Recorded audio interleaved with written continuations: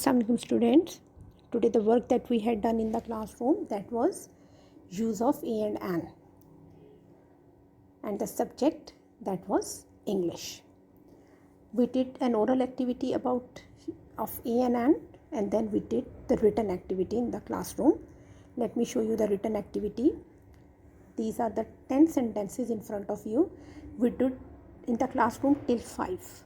But now in the homework you have to write these rest 5 sentences. You have to use a and an with them.